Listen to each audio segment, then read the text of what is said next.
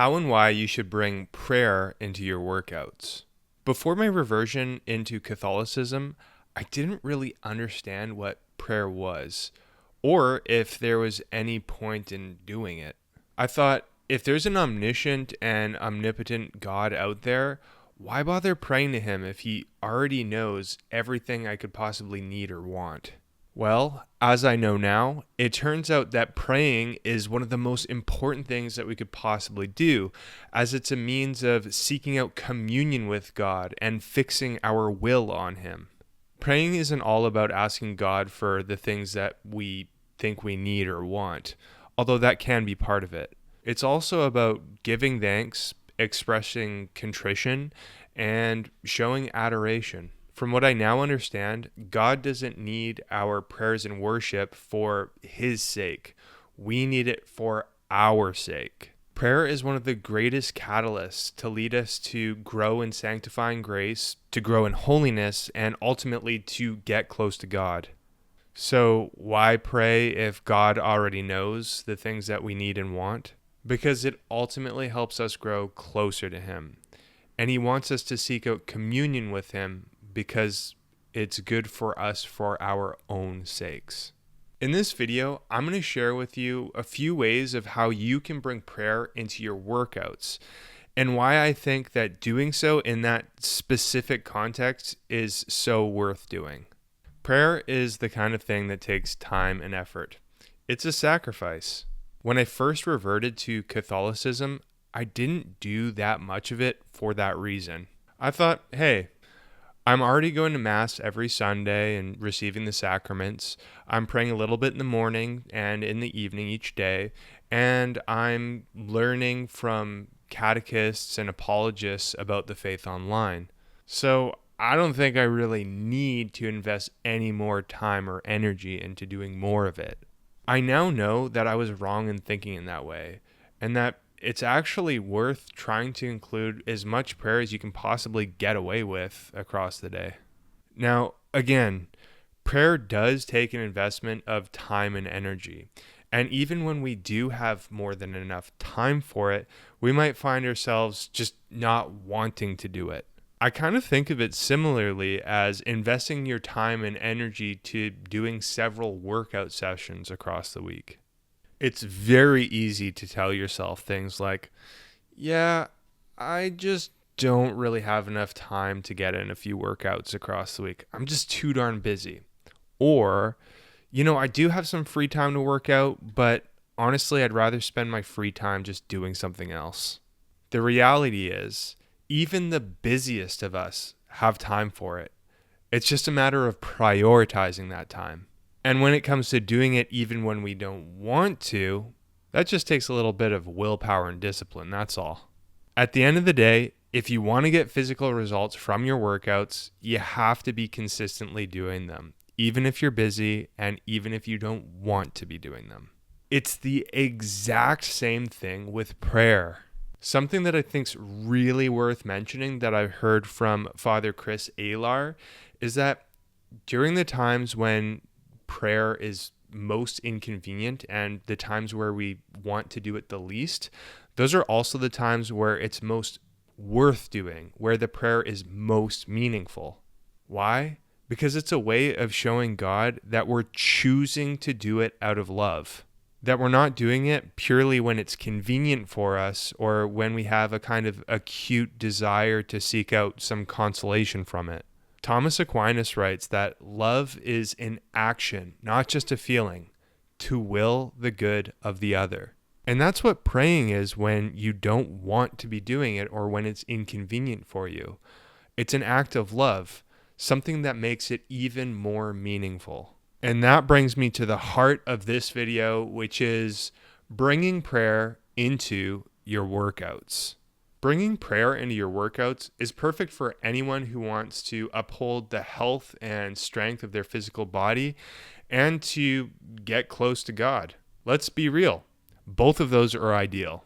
Yes, including prayer in your workout sessions is a way of being extra efficient with your time, especially for those who have difficulty including either or both exercise or prayer into your schedules. But I've also found that there are some unique benefits that come from combining the two that I'm going to share with you in a few minutes. Really quick, before we continue, I just want to be perfectly clear that I'm not talking about yoga here. So, what are some ways that you can bring prayer into your workout sessions? Well, here are the first two big ways. Give thanks to God and ask for His help. Starting with an example from the latter, you can ask for God's help simply with doing the exercise you're about to do. For me, since I do my workout sessions by lifting weights at the gym, I ask the Holy Spirit to help me get through my hard working sets. And more specifically, I ask the Holy Spirit to strengthen my will to help me endure the physical and mental discomfort that I experience through those hard working sets. If you've ever done deficit Bulgarian split squats before, then you know what I'm talking about here. I think that the prospect of asking for help in doing this is meaningful on a couple of different levels. First, in that it's helpful just to get the job done, to do the hard working sets or to do the hard exercise. And second, because it opens yourself up to ask for help and put your pride aside, put your ego aside. Elaborating on that last point, it's kind of like a way of showing that we recognize that we need God's help and grace to get through the world and that we can't do it alone. Upon getting through each hard working set or each hard exercise we do, we can give thanksgiving to God, thanking Him for helping us through each of those hard working sets or exercises. You can do this both vocally or mentally based on your preference. For me, I like doing it mentally most of the time since I work out at a busy gym. But every once in a while, I can't help but say thank you out loud. Again, when you make it to the end of a very hard set of deficit Bulgarian split squats, it's pretty hard not to say thank you out loud.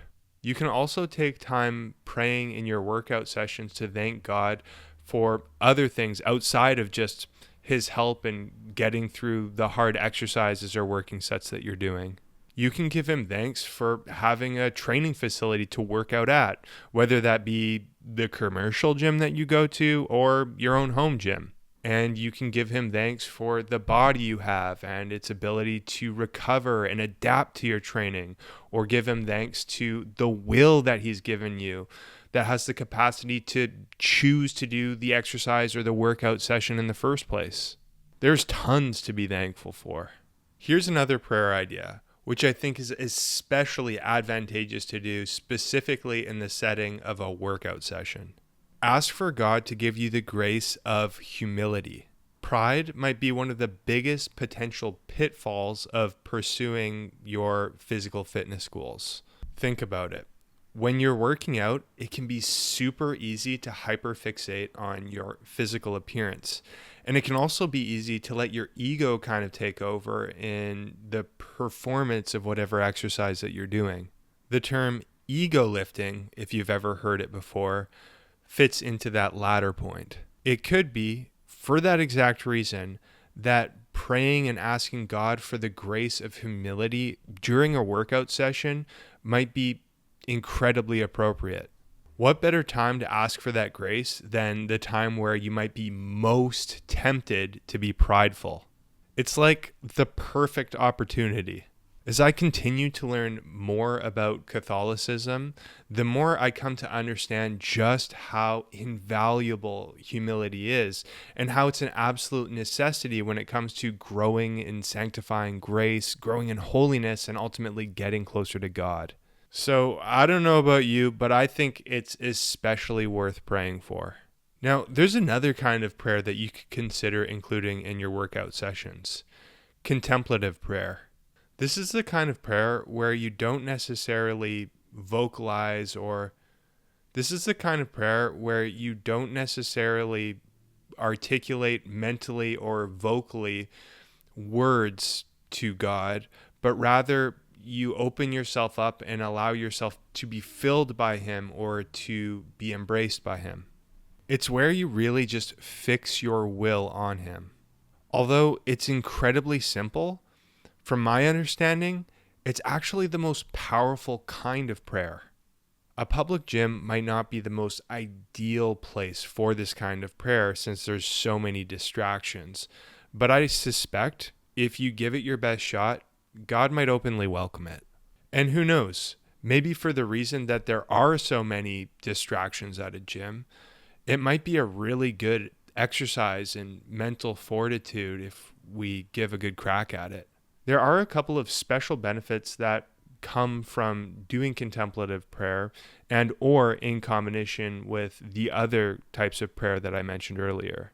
By praying and setting your will on God, you'll be avoiding the potential spiritual pitfalls or temptations that you might otherwise run into when doing a workout session. There are a couple of big ones that come to mind. The first pitfall or temptation I mentioned earlier, that's being prideful. Fixing your will on God through contemplative prayer, and as I mentioned earlier, asking for the grace of humility and giving thanks for the help that He provides is a good way of beating that temptation. The second big temptation or pitfall is succumbing to lustful thoughts. I think this one is most prominent when you do your workouts in a commercial gym. If the commercial gym that you train at is anything like the one that I train at, then there's definitely no small amount of immodesty. But hey, if you're busy focusing your will on God through prayer, then the temptation of succumbing to lustful thinking will be lessened. This is also probably a good opportunity to pray and ask God for the grace to allow us to look first at the souls of the human beings around us and not solely at their physical bodies. The third pitfall or temptation is a sneaky one and might not be one that initially comes to mind. It's envy. Have you ever been in a gym or found yourself just scrolling through social media to find yourself feeling jealous of someone else's physique? I'll speak for myself and admit that that's something I've definitely experienced and struggled with in the past, and sometimes still do struggle with. The most that I've struggled with this has been when I've been preparing for past natural bodybuilding competitions. I found myself spending way too much time scrolling on social media and looking at other natural bodybuilding competitors and thinking to myself things like, I wish my muscles were as round as his, or I wish my abs popped out as much as that guy's, or I wish my physique was as symmetrical as this competitor's. Upon allowing myself to experience those kind of thoughts and feelings, that kind of envy, it's a one-way ticket to feeling miserable. And it makes sense. Envy, just like lust and pride, is a sin. And sin ultimately leads to despair and misery. But again, through prayer, we can replace those sinful thoughts with thoughts of God. Plus, we can pray and directly ask God for the graces of the virtues that can act counter to those kind of temptations or sinful ways of thinking.